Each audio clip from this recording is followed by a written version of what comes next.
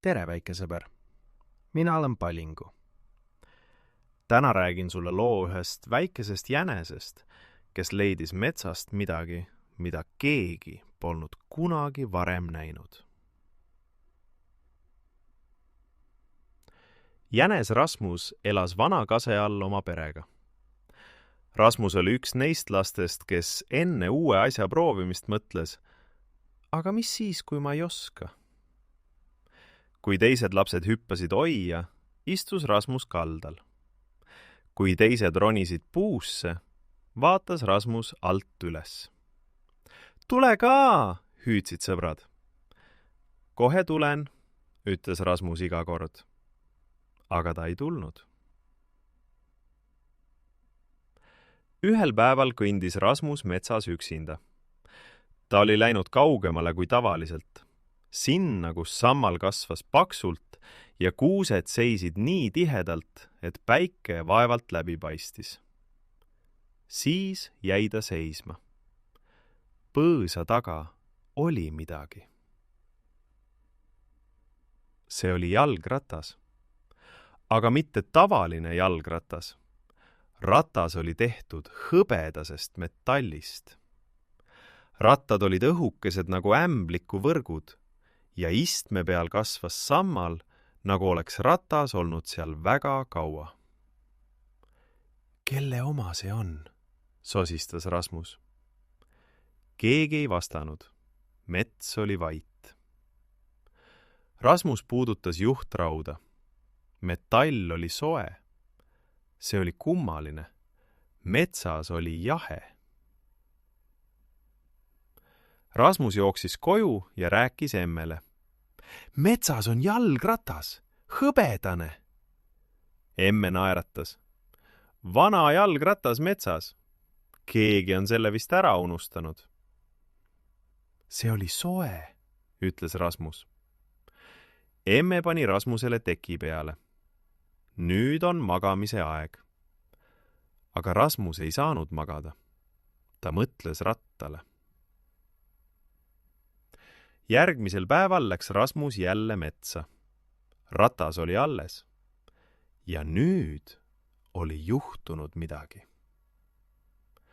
Mööda rattaraami jooksid peenikesed helendavad jooned, rohelised ja sinised, nagu tillukesed jõed, mis voolasid mööda metalli. See helendab, sosistas Rasmus. Muidugi helendab, ütles keegi. Rasmus hüppas tagasi. Maa seest piilus välja vana mutt. Tal olid pisikesed prillid nina peal. Mina olen Alma, ütles mutt. Ma olen seda ratast juba ammu valvanud. Kelle ratas see on? Küsis Rasmus. Alma tuli maast välja ja pühkis käpad puhtaks. See ratas ilmus siia ühel tormisel ööl palju aastaid tagasi. Keegi ei tea, kust ta tuli, aga ma ütlen sulle üht asja. See ratas näitab asju. Mis asju? Asju, mida sa muidu ei näe. Rasmus vaatas ratast. Ratas vaatas Rasmust tagasi. Vähemalt nii tundus. Helendavad jooned pulseerisid, nagu ratas hingaks. Ma ei julge sellega sõita, ütles Rasmus. Alma ohkas. Keegi kunagi ei julge. Sellepärast ongi ratas siin üksinda. Rasmus istus ratta kõrvale maha. Ta vaatas helendavaid jooni. Mis juhtub, kui ma sõidan? Seda sa saad teada ainult siis, kui proovid, ütles Alma ja puges tagasi maa alla. Rasmus istus seal kaua. Siis tõusis ja läks koju. Aga järgmisel päeval tuli ta tagasi. Ja ülejärgmisel ka. 4. päeval oli õhtu. Mets oli hämar. Ja ratas helendas tugevamini kui kunagi varem. Rasmus tõmbas sügavalt hinge. olgu siis. Ta ronis rattale. Ratas oli just paras, nagu oleks see Rasmuse jaoks tehtud. Ta väntas pedaale. Ratas liikus. Ja kohe mets muutus. Kõik helendas. Sammal ratta all läks roheliselt hõõguma. Puude koor säras siniste triipudega. Seened tee ääres põlesid nagu tillukesed lambid, oranžid, lillad, valged. Ohoo, hüüdis Rasmus. Mida kiiremini ta sõitis, seda rohkem asju ilmus nähtavale. Ühe kännul istus hiiglaslik teokarp, mis hõõgus seest nagu latern. Ratta ümber lendasid helendavad tolmuterad, mis jätsid õhku kuldseid sabasid.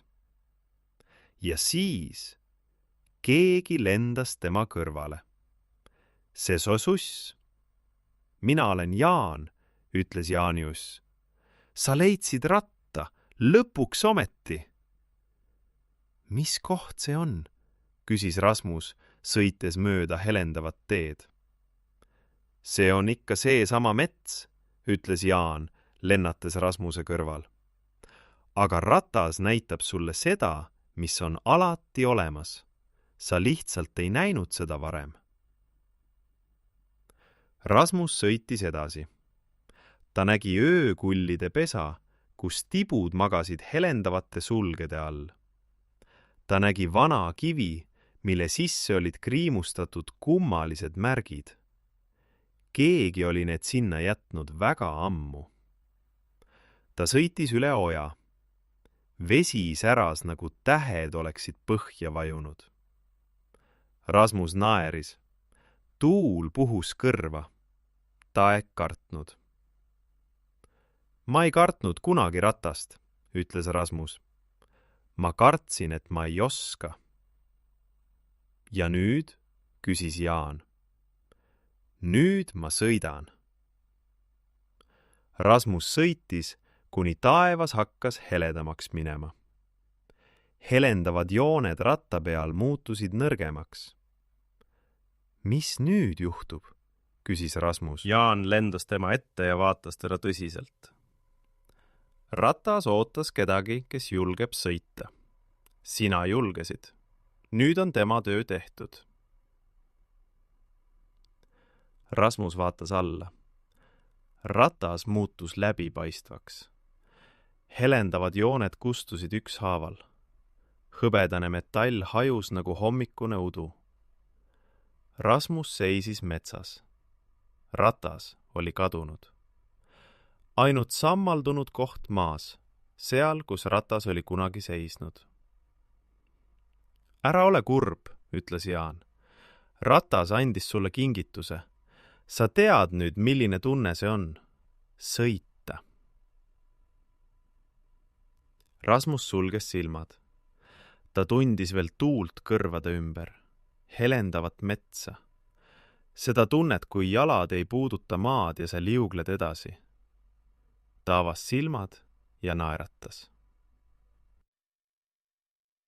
Hommikul Rasmus ärkas. Emme, ütles Rasmus hommikusöögi ajal. Ma tahan jalgratast. Emme vaatas teda üllatunult. Sina? Sa pole kunagi tahtnud. Nüüd tahan, ütles Rasmus. Ma tean, milline tunne see on. Ja kui Rasmus esimest korda oma päris jalgrattal sõitis, naeratas ta. Sest tuul kõrvade ümber, see oli täpselt sama. Mõnikord peab lihtsalt julgema proovida ja siis avanevad asjad, mida sa ei osanud ettegi kujutada. Ja nüüd, väike sõber, on sinugi aeg magama jääda.